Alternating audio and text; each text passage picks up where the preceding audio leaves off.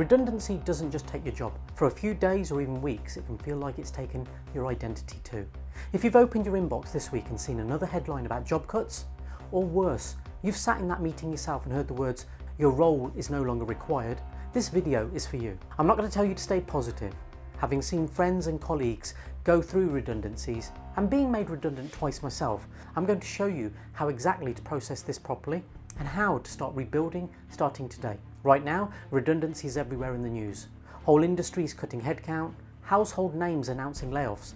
And if you're one of the people affected, it can feel deeply personal, even though statistically it's almost never is. You didn't fail. A spreadsheet somewhere decided your department needed to be smaller. But try telling that to the part of you that's lying awake at 2 AM replaying the conversation, or refreshing job boards for the 5th time before breakfast, or dreading the question, "So what do you do at the next family gathering?" Here's what nobody tells you. Redundancy triggers grief, genuine grief.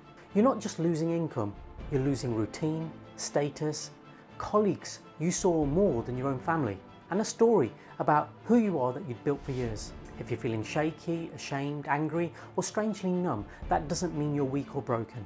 It means you're human, and nobody ever taught you how to process the loss of a job the way they taught you how to find one. So here's the shift I want you to make, and it's the one thing that changes everything else in this video.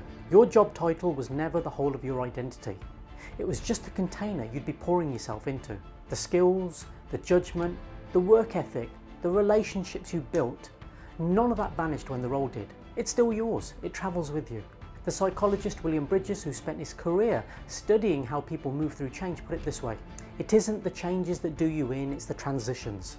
The redundancy itself is the change, sudden, external, out of your control, but the transition, how you make sense of it, how long you stay stuck in the ending before you look for the new beginning, that part is yours to shape. Bridges called that middle stretch the neutral zone. It feels uncomfortable and directionless, but it's also exactly where the clearest thinking about what's next actually happens, if you let it.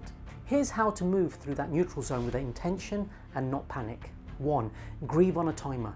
Give yourself real permission to feel this. Cry, vent to your partner, write an angry email you never send, but put a boundary around it. A weekend, 3 days, whatever's honest for you.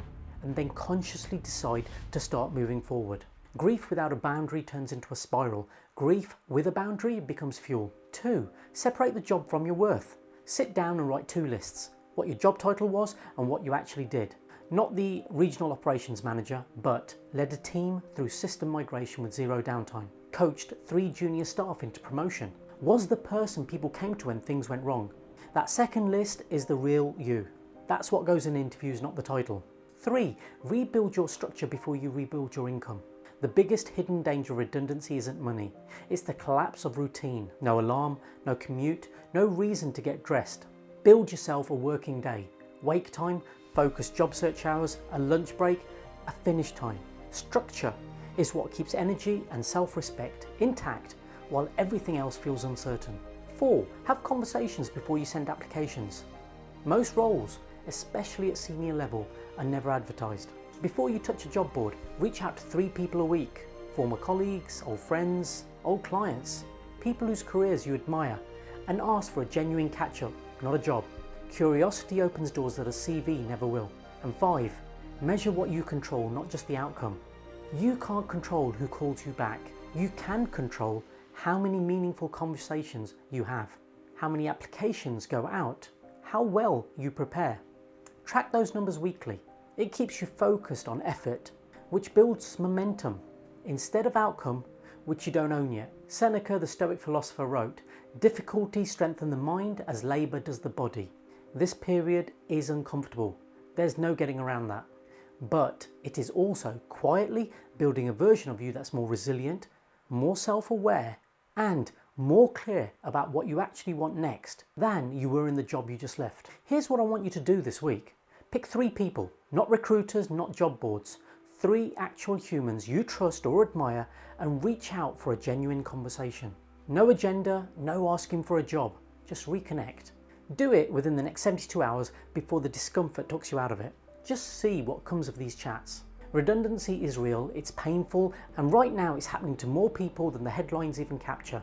But it's not the end of your story. It's an unplanned chapter break, and how you use it is entirely up to you. If this video helped, hit like, subscribe, and drop a comment below. I'd love to know where you're at. And until next time, I'm Dr Rakish Rana, the Clear Coach.